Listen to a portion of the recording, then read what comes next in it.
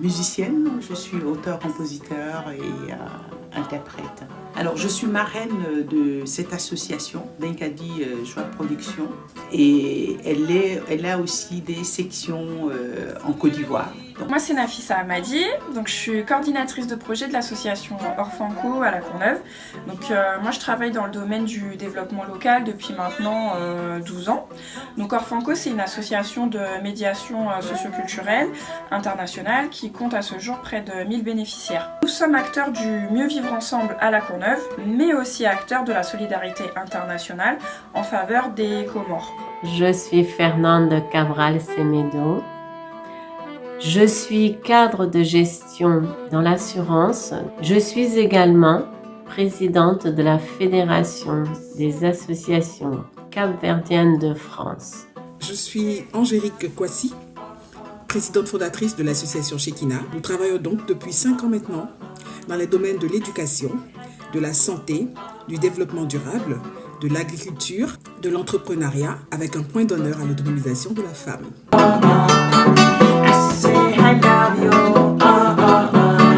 Je devais chercher un appartement. J'ai répondu à une annonce dans un journal et lors du rendez-vous, quand elle m'a vue, elle m'a dit « Vous n'aviez pas d'accent au téléphone ?»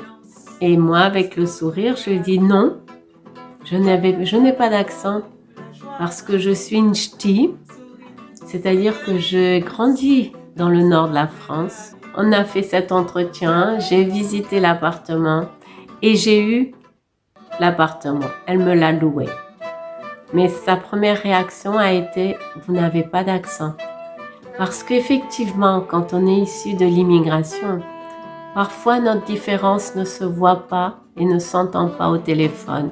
C'est dans le contexte professionnel, quand par exemple on organise une réunion ou un événement et qu'il y aura un temps un peu festif, un temps de convivialité, eh ben on m'a souvent demandé de ramener des samboussas et du pilaou.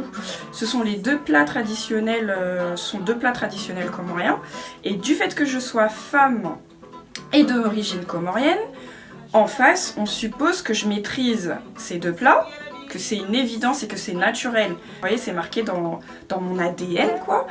Et que, en plus, ça me fait plaisir d'aller au fourneau pour le travail.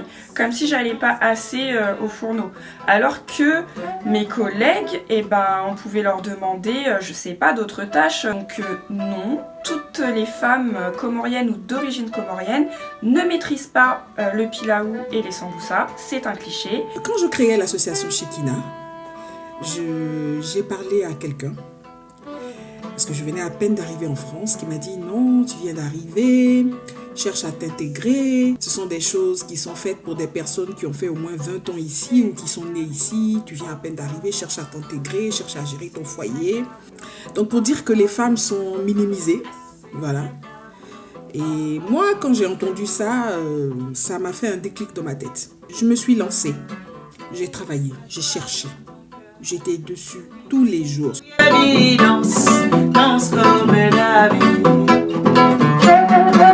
Femme, artiste, et vivre de son art, qui est quelque chose de très, je dirais, difficile. C'est cette crise sanitaire, cette Covid-19 qui a touché le monde entier, qui a paralysé le pays.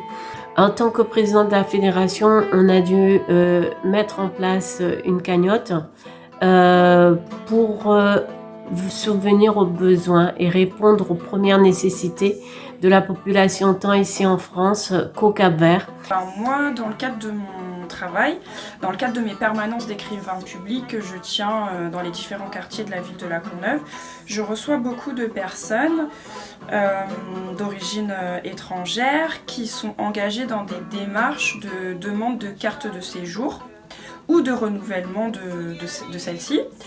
Et en ce moment, il y a beaucoup de soucis avec les prises de rendez-vous avec la préfecture, notamment de la Seine-Saint-Denis. C'est un retard considérable sur le projet hors sol et transformation de produits locaux, voilà, par les femmes de la région de Daloa, le projet qui a été financé par le Forum.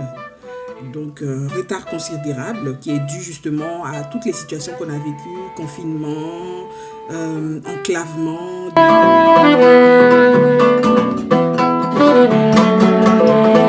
De dire aux femmes que c'est possible, on est dans un monde où tout est possible et qu'elles peuvent y arriver.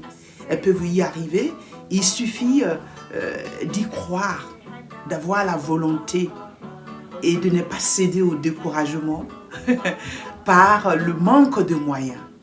Une femme indépendante, c'est beaucoup de choses. Une femme indépendante, c'est de dire que le monde d'aujourd'hui ne peut fonctionner en mettant les femmes à part. Non, le monde d'aujourd'hui fonctionnera avec les femmes dans des postes clés, avec les femmes dans les prises de décision, avec les femmes dans les luttes. La femme a la capacité d'être à l'écoute, elle a la capacité d'analyse, elle a la force et le courage, elle se dédie totalement à la cause, notamment la cause humanitaire.